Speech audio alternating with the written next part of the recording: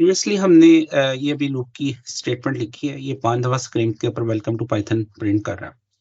अब अगर हम चाहते हैं कि हम आई की जो वैल्यू है उसको भी साथ यूज कर लें, तो हम उसको यूज कर सकते हैं। लाइक अगर आप इधर इसी कोड को आप चेंज करें और यहाँ पे प्रिंट आई लिखें, तो ये स्क्रीन के ऊपर आपको फर्स्ट टाइम, क्योंकि लूप वन बाय वन एक iteration one by one execute करेगा, तो फर्स्ट टाइम इसकी वैल्यू 0 होगी, स्क्रीन के ऊपर 0 प्रिंट करेगा ये।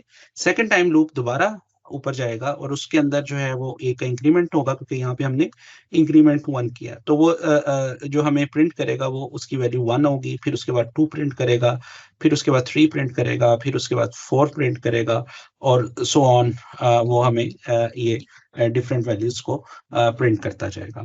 तो इस तरह हम जो है आई की वैल्यू को यूज कर सकते हैं। इसकी एक प्रैक्टिकल एग्जांपल करते हैं और एक छोटी सी प्रॉब्लम सॉल्व करते हैं। प्रॉब्लम सॉल्व करने से पहले लेट्स से, अब अगर आपने इधर 100 टाइम पाइथन प्रिंट करना हो, तो आप यहाँ पे क्या लिखेंगे? आप इधर 100 लिख देंगे।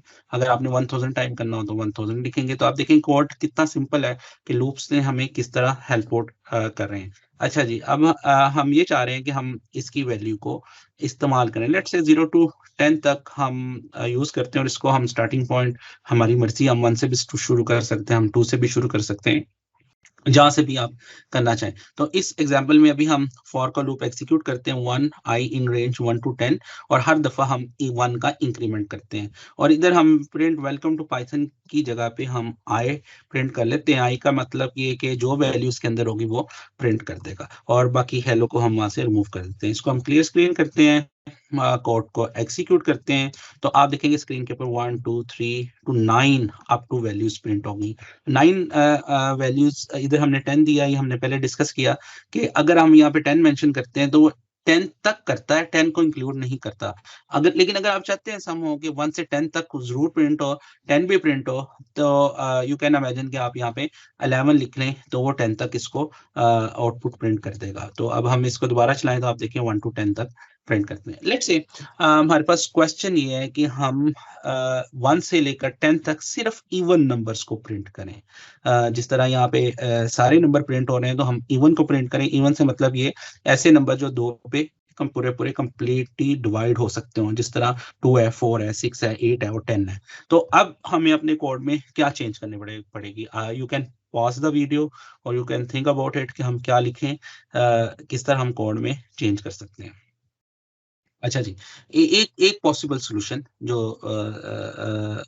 हमारे प्रीवियस नॉलेज से हमें समझ आ सकता है, वो ये है कि यहाँ पे हम एक इफ कंडीशन लगा सकते हैं। हम इफ कंडीशन किस तरह लगा सकते हैं? हम लिख सकते हैं इफ जो आई है, जो नंबर है, उसको अगर हम उसका मॉडुलस लें। मॉडुलस एक ऑपरेटर होता है। जब हम इसे डिवाइड करते हैं, 1 मॉडुलस हम 2 लिखेंगे, तो जो रिमाइंडर है ये वो हमें बताएगा। लाइक अगर हम इसे 4 को 2 से डिवाइड करेंगे तो रिमाइंडर 0 आता है, तो ये हमें 0 रिटर्न करेगा।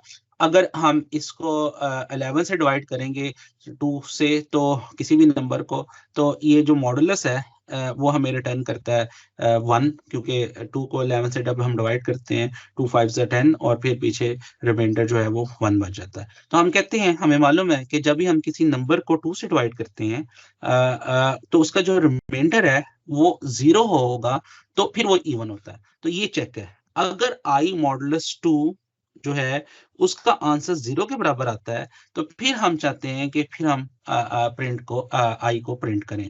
तो अब क्या होगा? अब ये लूप चलेगा, इसकी वैल्यू फर्स्ट टाइम 1 होगी, यहाँ पे आएगा 1 डिवाइडेड बाय 2, नहीं हो रहा होगा, 0 नहीं आएगा, तो ये प्रिंट आई नहीं करेगा। इसी तरह दोबारा लूप जाएगा ऊपर 2 से जो है वो ऑनवर्ड 2 को मॉडुलस 2 करेंगे, तो वो उससे डिवाइड नहीं होगा, पूरा पूरा डिवाइड हो जाएगा, और जब डिवाइड होगा तो 0 आंसर आएगा, वो कंपैरिजन करेगा, ये कंडीशन ट्रू होगी और हम स्क्रीन के ऊपर प्रिंट आई कर सकेंगे। तो जब हम प्रिंट आई होगा तो वो हमें 2 आएगा, लेकिन 3 के वक्त अगेन ये कंडीशन फॉल्स हो जाएगी, और ये जब कंडीशन 3 मॉडुलस 2 होगा तो आंसर 1 आएगा। ये कंडीशन वो रिक्वायर कर रही है कि इस तरफ 0 हो, तो 0 नहीं होगा, तो ये कंडीशन फॉल्स होगी, तो ये वाली स्टेटमेंट एग्जीक्यूट नहीं होगी। इसी तरह वो हर नंबर को चेक करेगा। तो यहाँ पे हमें पता है 1 तो इवन नहीं है, तो यहाँ से हम 2 से स्टार्ट कर लेते हैं, और इसको हम CLS करते हैं, पाइथन का लूप चलाते हैं, तो आप देखिए कि अब सिर्फ वो हमें इवन नंबर प्रिंट कर रहा है। इसका एक अल्टरनेट सॉल्यूशन भी है, और वो कंपैरेटिवली थोड़ा ज़्यादा ईज़ी है कि हम इफ कंडीशन ना लिखें, instead of that writing if statement हम जस्ट इसके साथ लिखें। तो आप सोचें कि कैसे हम कर सकते हैं, क्या हम कर सकते हैं इसको इफ विदाउट इफ पॉसिबल है? Yes, it is possible. Why? Because यहाँ पे देखें ये 2 से स्टार्ट कर रहा है और अभी 1 का इंक्रीमेंट करता है। तो अगर मैं इसका इंक्रीमेंट ही 2 से कर दूँ, तो अब क्या होगा, first time it will start from with 2, ये 2 से स्टार्ट होगा, आइटरेट होगा, उसके बाद फिर इसमें 2 इंक्रीमेंट करेगा, तो 4 आ जाएगा। फिर वो 2 इंक्रीमेंट करेगा, फिर वो 6 आ जाएगा, फिर 2 इंक्रीमेंट करेगा, वो 8 आ जाएगा। तो ये प्रोग्राम बिल्कुल मुझे यही आउटपुट देगा, जो-सी आउटपुट जो है वो मुझे इफ के साथ मिल रही है। तो मैं इस प्रोग्राम को